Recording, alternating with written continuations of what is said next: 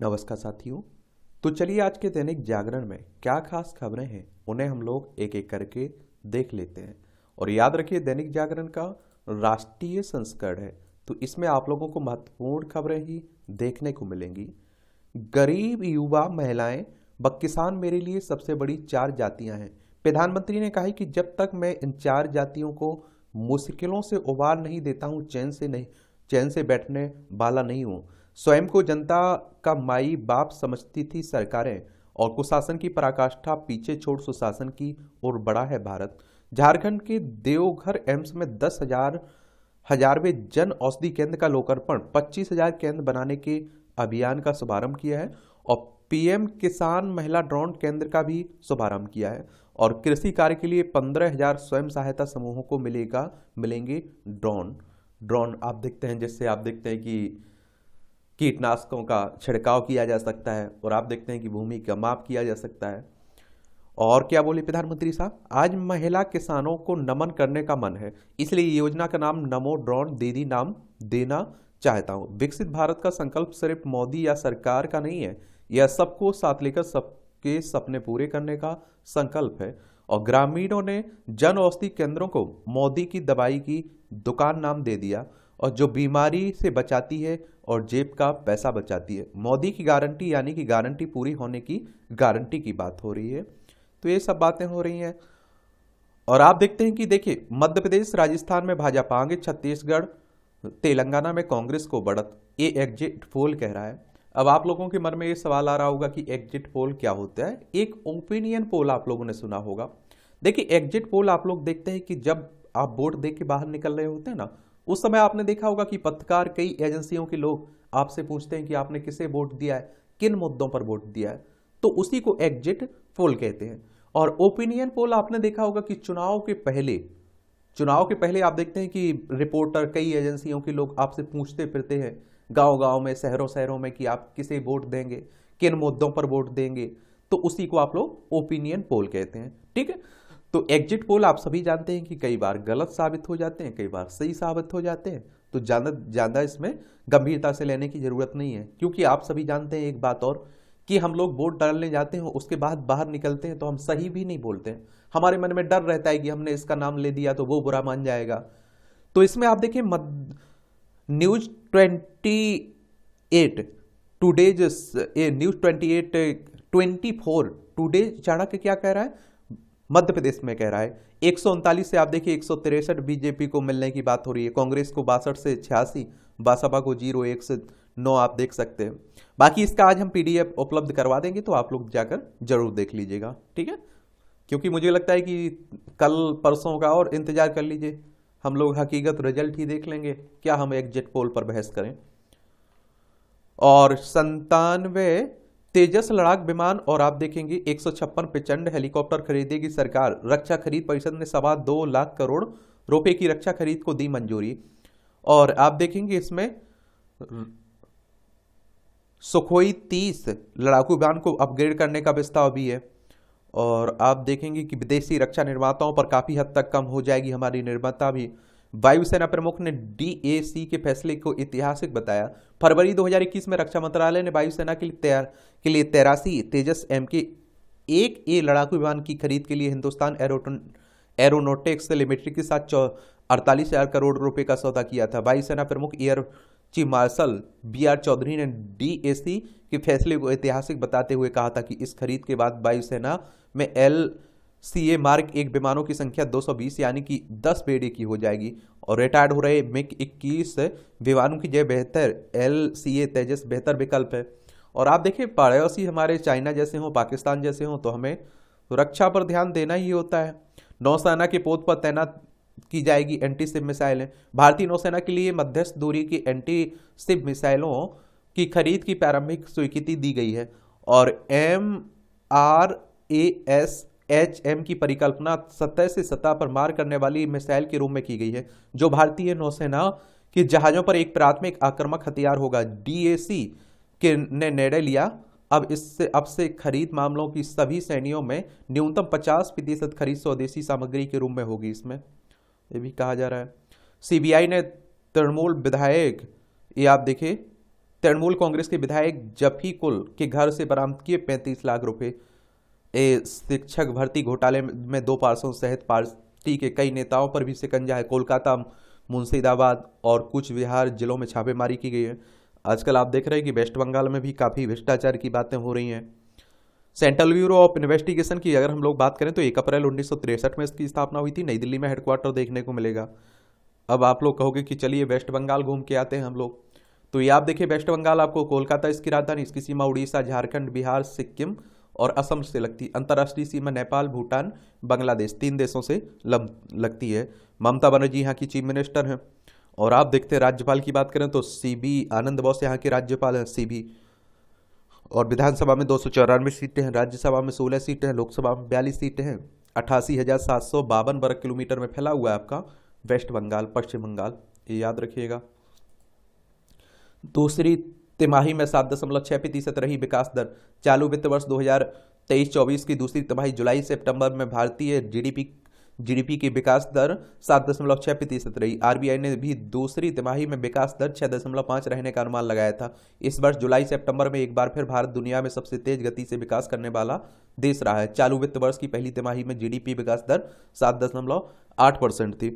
RBI की बात करें तो रिजर्व बैंक ऑफ इंडिया की बात कर रहा हूँ, और जिसे बैंकों का बैंक भी कहते हैं, हमारी राष्ट्रीय बैंक है, केंद्रीय बैंक है ना। 1 अप्रैल 1935 में इसकी स्थापना हुई थी। मुंबई में हेडक्वार्टर देखने को मिलेगा।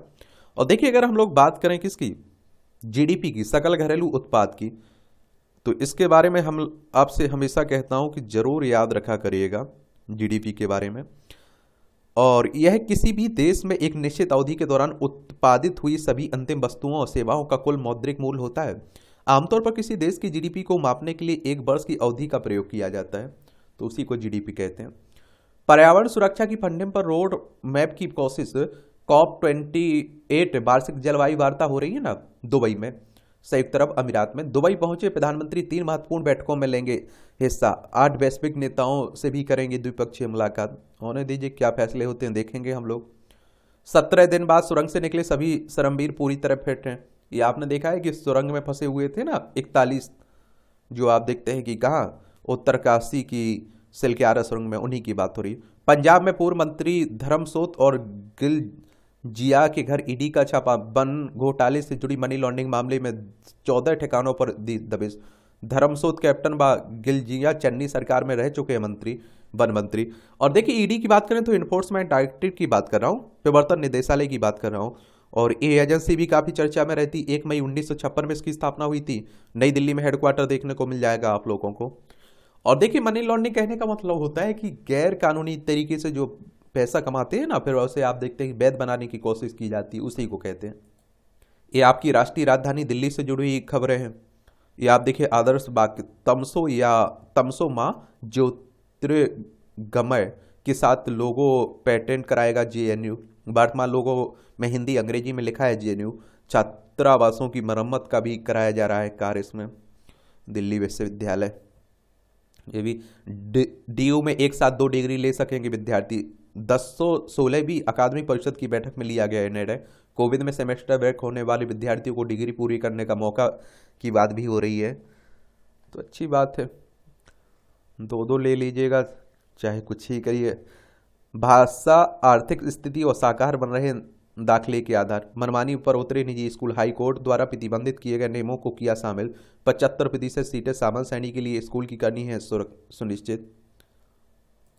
ईमानदार करदाताओं का पैसा बर्बाद करती है आधी अधूरी परियोजनाएं। मोदी साहब कह रहे हैं रोजगार मेला में 51,000 नवनियुक्त सरकारी कार्मिकों को प्रधानमंत्री ने सौंपी। आप देखते हैं कि नियुक्ति पत्र सभी को समान अवसर दे रहा है देश का तंत्र। उपराष्ट्रपति धनखड़ साहब कह रहे हैं सरकारी कर्मचारी पर हमले में केवल 1 साल की हो कैद। गृह मंत्रालय ने संबंध एक संसदीय समिति ने की सिफारिश। 2 साल कैद से सजा 1 साल करने का समर्थन किया एक तरह से।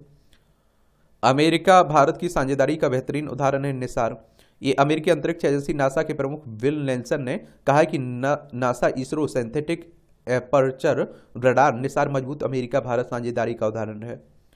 और विश्व स्तरीय औद्योगिक और उद्योग प्रौद्योगिकी संग्रहालय में आयोजित कार्यक्रम में reaching for the stars the convention with NASA and ISRO में नेल्सन ने ज्ञान की खोज में जिज्ञासा, दृढ़ता और जुनून के महत्व पर जोर देते हुए छात्रों को प्रेरित किया है इसमें।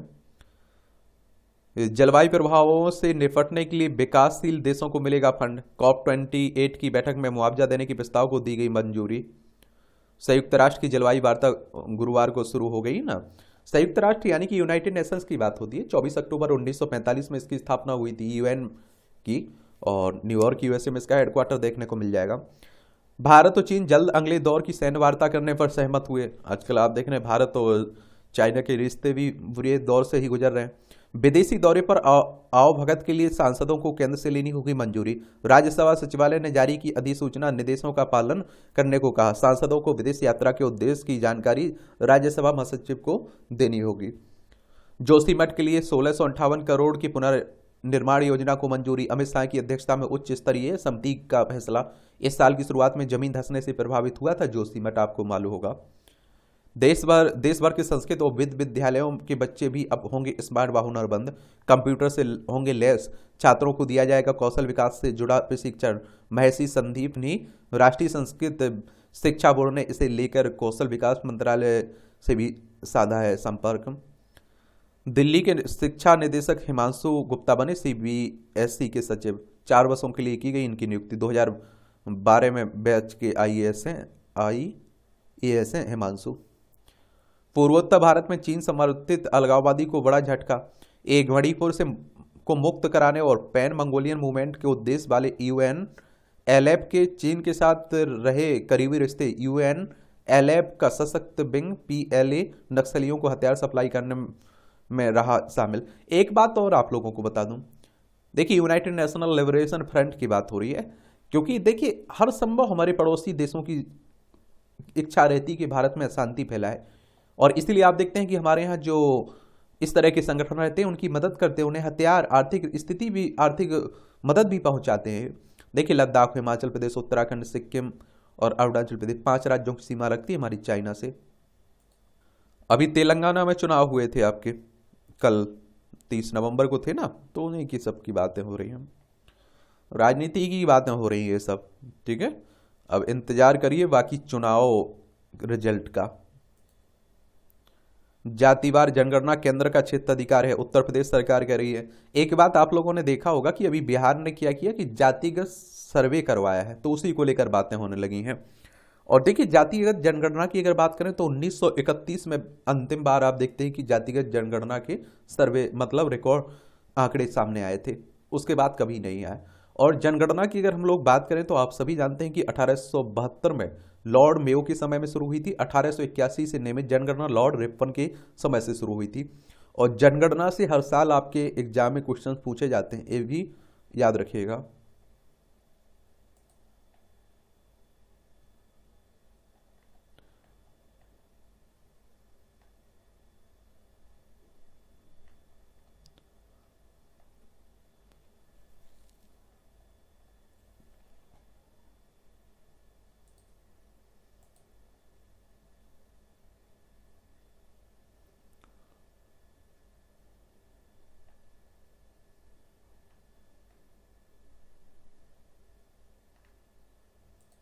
सेना में अफसर बनने की राय पर 15 बेटियां। राष्ट्रपति द्रौपदी मुर्मू ने इसे ऐतिहासिक दिन बताया। एनडीए की महिला कैडेटों के पहले बैच में पासिंग आउट परेड में लिया हिस्सा। और मैं आप लोगों से कह रहा हूं ना कि अब महिलाएं, लड़कियां कहीं कमजोर नहीं है। अगर कोई इस तरह का कमजोरी मानता है उन्हें, तो वो बेवकूफ़ है। कन्नूर विश्वविद्यालय के कुलपति की पुनर्नियुक्ति रद्द। अनुचित हस्तक्षेप के लिए विजयन सरकार की निंदा की। और सी सरकार ने राज्यपाल के आदेश में भी खामी बताई। ASI को सर्वे रिपोर्ट दाखिल करने को 10 दिन और समय मिला है। ये ज्ञानवापी सर्वे की बात हो रही है, जो आप देखें बनारस में चल रहा है ना, कि एक से भगवान के मंदिर को तोड़कर एक ज्ञानवापी मस्जिद बनाई गई थी, तो उसी की।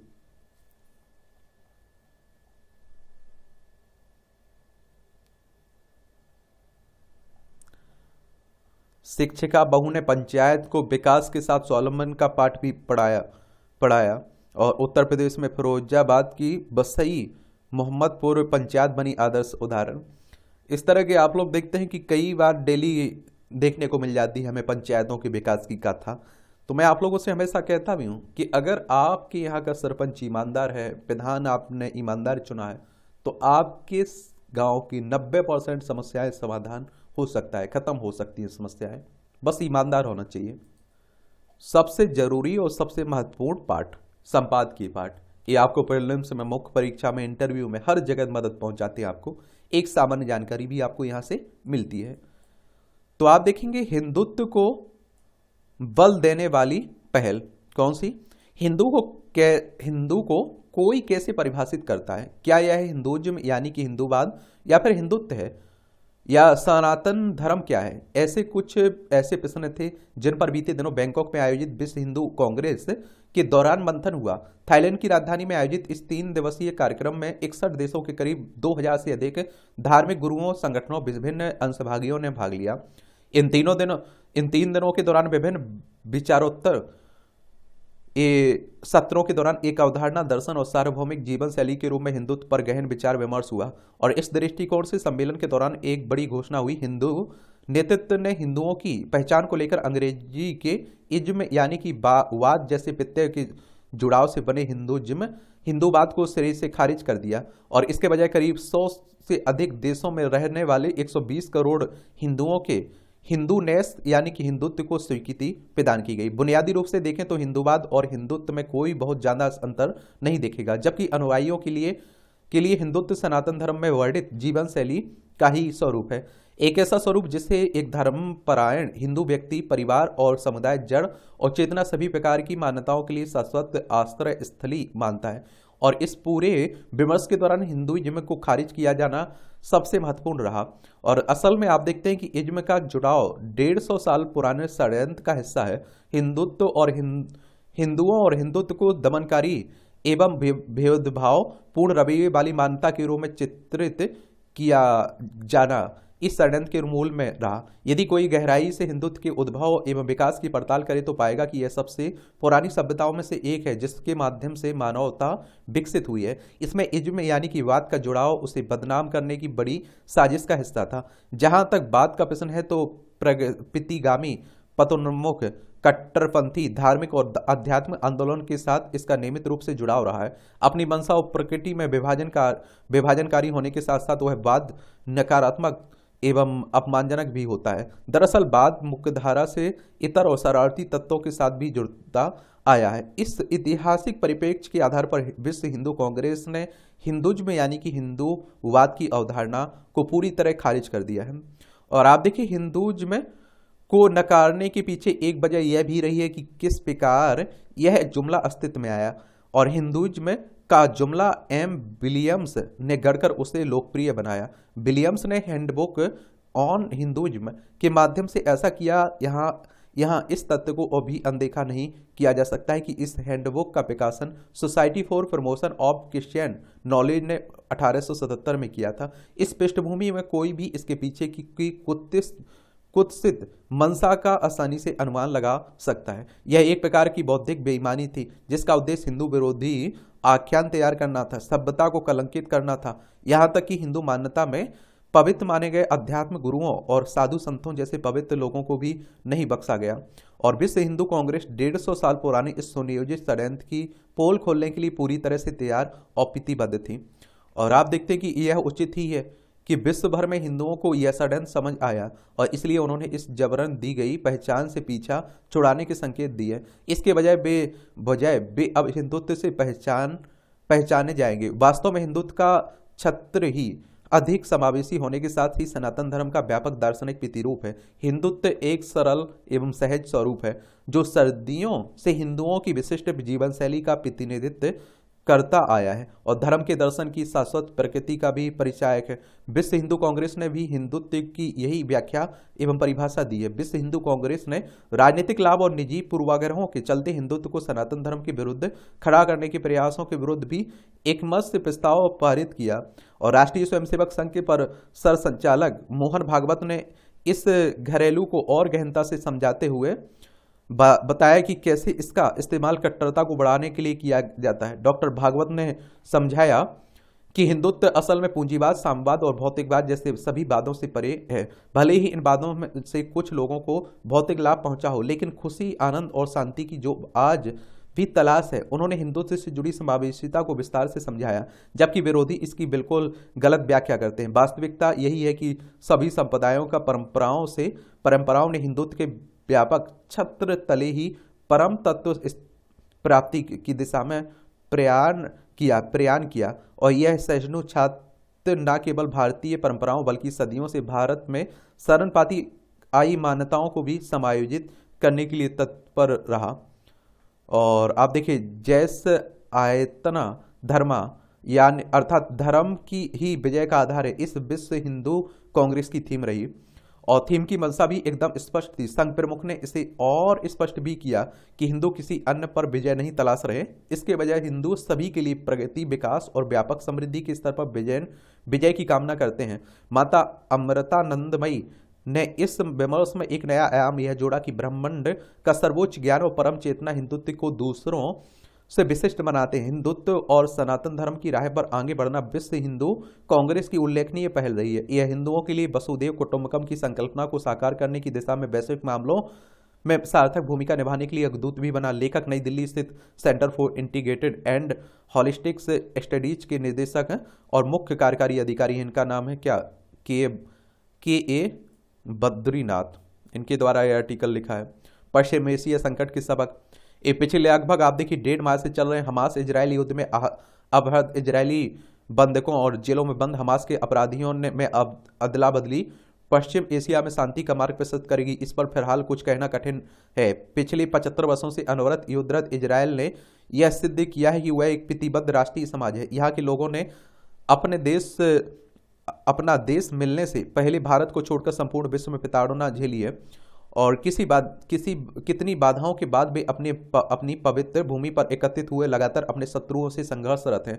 उनके जीवन में अभी शांति के गीत गाने का समय नहीं आया है। इजरायल पर हमास के हमले के दौरान जो कुछ हुआ है वह विश्वासघात का काला सच है और हिंदू भी शताब्दियों से हमलों, हत्याओं, अपहरण, बलात्, मतांतरण के शिकार रहे। अंतर यह है कि सदियों की त्रासदी ने यहूदियों को एक कर दिया और हम भीषण त्रासदियों, लोम हर्षक नरसंहारों के बाद भी बिखराव के शिकार बने रहे और हमने अपने धर्म और राष्ट्र की प्रबल शक्ति को बिखरने दिया है। आदि शंकराचार्य ने 8 पीठों की स्थापना की। अखाड़ों में आप देखिए, अखाड़ों के रूप में धर्म रक्षक सेनाओं का गठन हुआ, लेकिन उसके बाद हम क्षुद्र स्वार्थों, भिन्नताओं और विभाजन की दिशाओं में चल पड़े।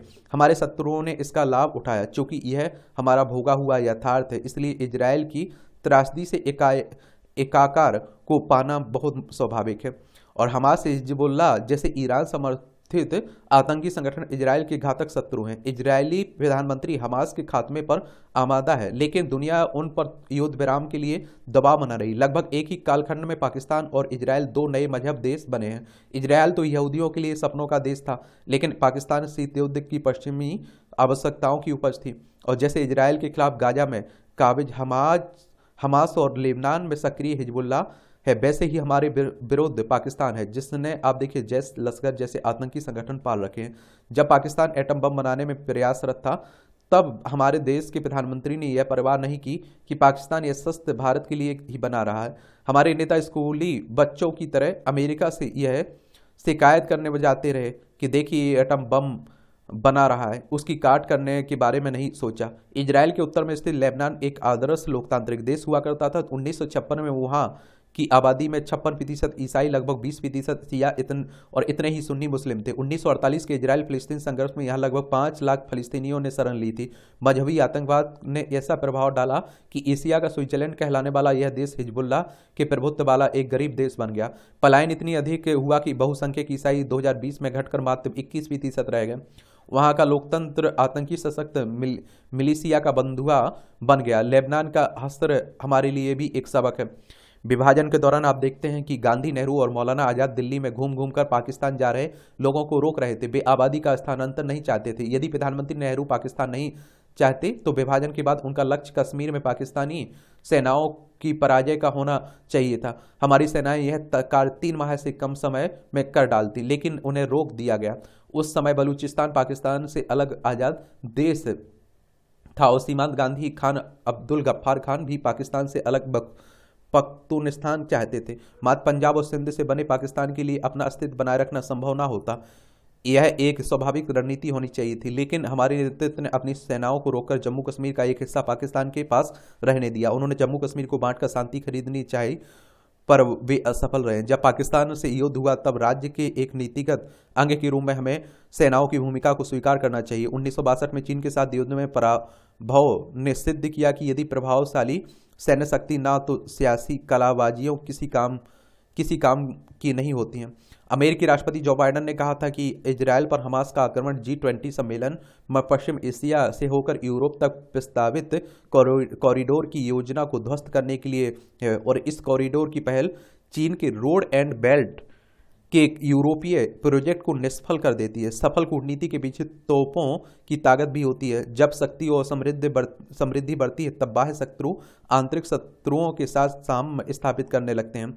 देश की सफलताओं का अस्वीकार भारत विरोधियों का आधारभूत स्वाभाविक एजेंडा है। सांप्रदायिक विभाजनकारी और जाति परिवारवादी राजनीति के प्रतिनिधि राष्ट्रवाद के घोषित विरोधी तो थे ही, अब उन्होंने सनातन धर्म और भारतीय संस्कृति के विरोध का झंडा भी उठा लिया। राजनीति का राष्ट्रीय और धर्म के प्रति सदस्यता का स्तर पर उत्तर आना एक खतरनाक संकेत है। इजरायल, आप देखते हैं, इजरायल ने लश्कर को प्रतिबंधित कर अपेक्षा की कि हम हमास को प्रतिबंधित करें।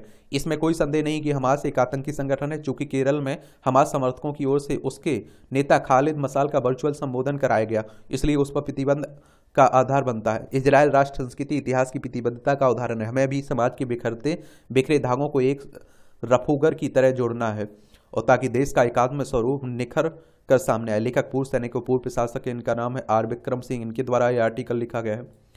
सार्थक जीवन, प्रत्येक व्यक्ति में गुण और अवगुण दोनों का समावेश होता है। हमारी चिंतन सदैव गुणों की ओर, सकारात्मक की ओर और अच्छाई की ओर होना चाहिए। अच्छा कॉलम लिखा जाता है, देख सकते हैं आप लोग।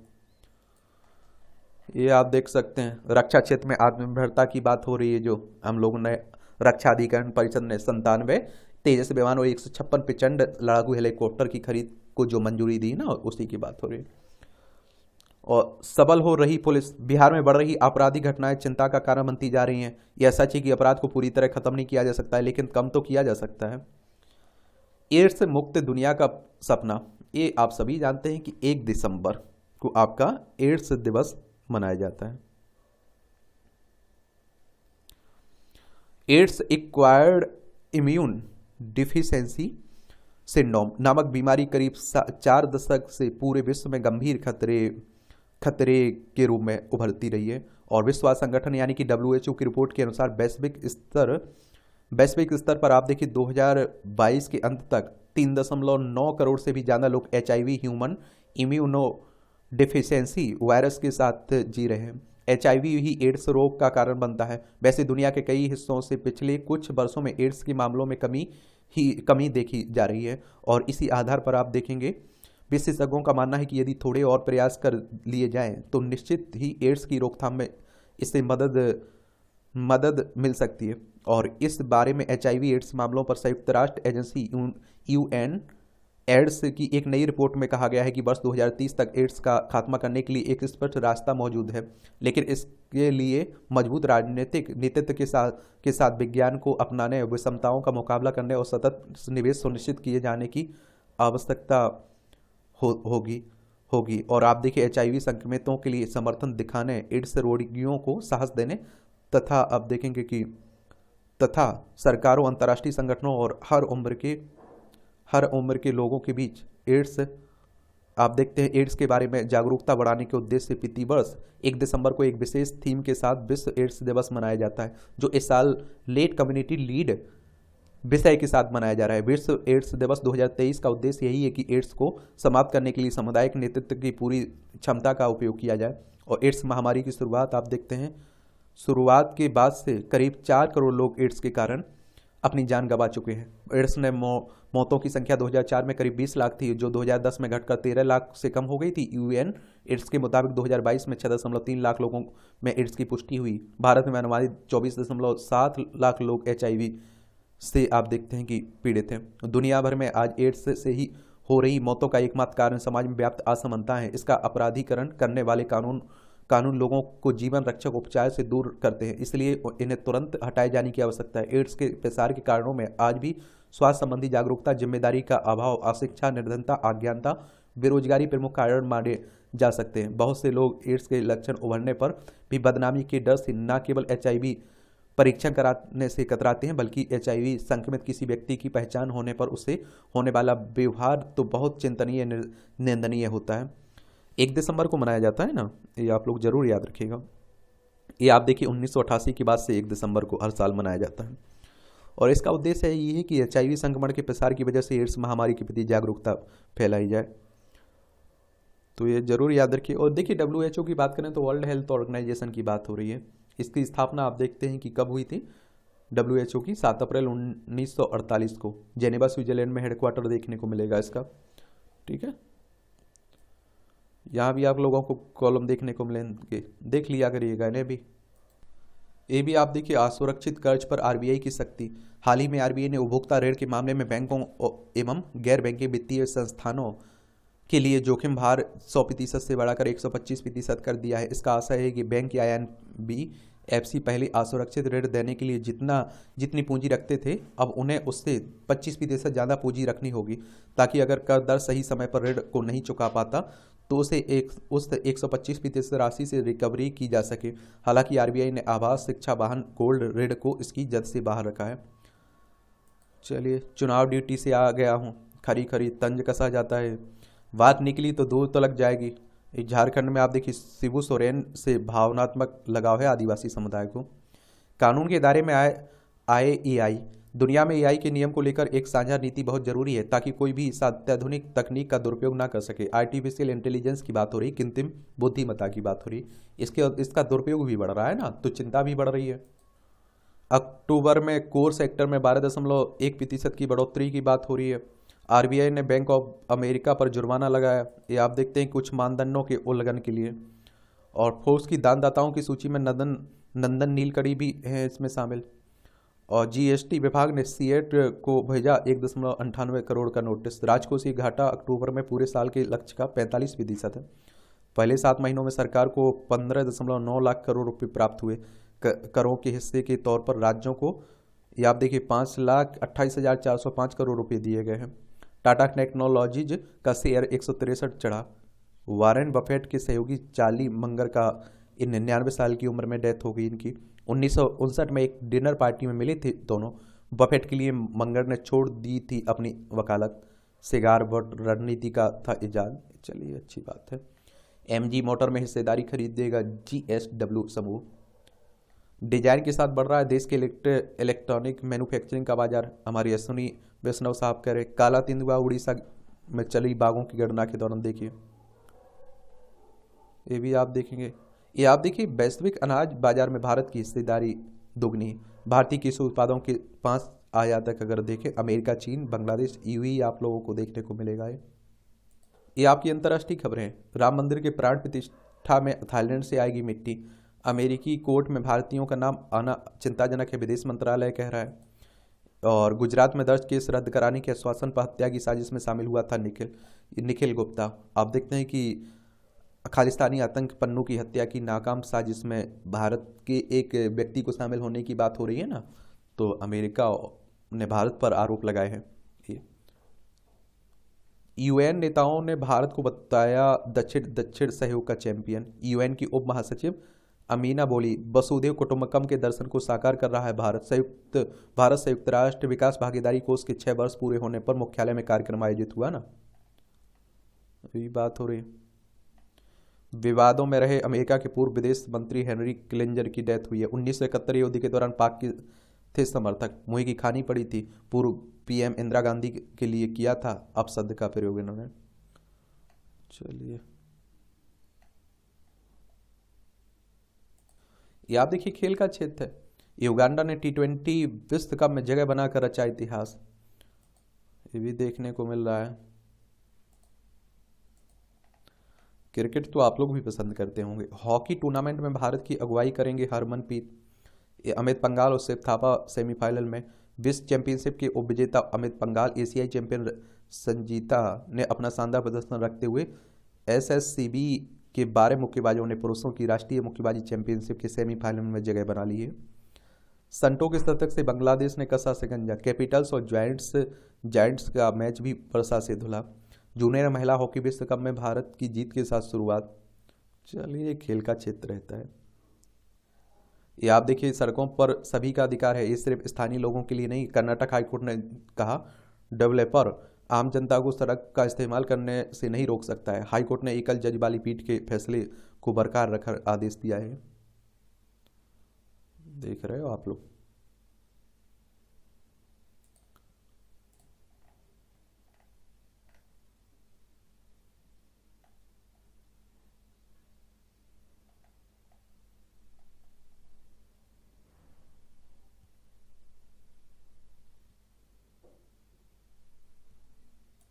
यहाँ भी आपको जनरल नॉलेज की जानकारी मिल जाती है, परीक्षा के पॉइंट व्यू से भी पॉइंट मिल जाते हैं। बाहरी अंतरिक्ष से ली गई पृथ्वी की पहली रंगीन तस्वीर। ये 1959 में आज ही बाहरी अंतरिक्ष से पृथ्वी की पहली रंगीन तस्वीर ली गई थी। यह तस्वीर अमेरिका द्वारा लॉन्च थोर मिसाइल ने ली थी। मिसाइल में लगा कैमरे वाला डेटा कैप्सूल 16 फरवरी 1960 को टैक ऑफ बिंदु से 1700 मील दूर मायागुआन द्वीप के समुद्र तट पर मिला। भारतीय सीमा को सुरक्षित करने के लिए हुआ बीएसएफ का गठन। 1965 में आज ही भारत पाकिस्तान युद्ध के बाद देश की सीमा की रक्षा के उद्देश्य से सीमा सुरक्षा बल का गठन किया गया। KF रुस्तम जी बीएसएफ के पहले डीजी थे। और बीएसएफ एक आप देखिए अर्धसैनिक बल है जो भारत सरकार के गृह मंत्रालय के अधीन काम करता है। अपनी आवाज़ से उदित ने लोगों के दिलों में बनाई जगह। ए पापा कहते हैं परदेसी परदेसी, मेहंदी लगा के रखना जैसे गीतों को गाने वाले उदित नारायण का जन्म 1955 में आज ही बिहार में के सुपौल जिले में हुआ था। नेपाली रेडियो से गायन में सफ़र की शुरुआत की, बाद में बॉलीवुड गायक बनने मुंबई चले गए और 1980 में 19-20 फिल्म से पार्श्व गायक के रूप में इनकी करियर की शुरुआत हुई। 1988 में फिल्म कयामत से कयामत तक में उन्हें स्टार बना दिया। देवदास, लगान, राजा हिंदुस्तानी, आस्की जैसी कई फिल्मों में गाना गाया। 2016 में इन्हें पद्म भूषण भी मिला था। भारत में वायु प्रदूषण से प्रतिवर्ष 21 लाख से अधिक लोगों की मौत होती है। मौत के मामले में चीन के बाद भारत दूसरा स्थान है। भारत का जीवाश्म ईंधन का प्रदूषण बड़ा खतरा है। स्वच्छ और नवीकरणीय ऊर्जा के उपयोग से इन मौतों को किया जा सकता है कम। 21 लाख, समझ रहे हैं। डांसिंग रोबोट, जापान की राजधानी टोक्यो में अंतर्राष्ट्रीय रोबोट प्रदर्शनी के दौरान ह्यूमन डांसिंग रोबोट्स ने सभी का ध्यान खींचा है। गर्दन में सूजन से जुड़े हो सकती सामान्य सिर दर्द की समस्या, अनुसंधान कर रहे गुड कोलेस्ट्रॉल के बड़े स्तर से भी डेमेंशिया का जोखिम। मेटाबॉलिक स्थिति का परिचायक होता है गुड कोलेस्ट्रॉल और मानक से अधिक होने से 27 से 42% तक बढ़ता है इसका खतरा। 7 फीट के बालों से बनाया वर्ल्ड रिकॉर्ड। उत्तर प्रदेश की 46 वर्षीय स्मिता श्रीवास्तव ने। चलिए, मूवियों से जुड़ी खबरें रहती हैं, देखना हो तो देख लिया करिएगा, नहीं देखना है तो छोड़ सकते हैं। और इस तरह से आप देखेंगे कि आज के न्यूज़पेपर की कहानी खत्म होती है। आप लोग पढ़ते रहिए, एंजॉय करते रहिए। आपका कोई सवाल मेरे लिए हो, सुझाव हो तो बता सकते हैं। शुभकामनाएं है मेरी तरफ से, मेहनत करते रहिए आप लोग।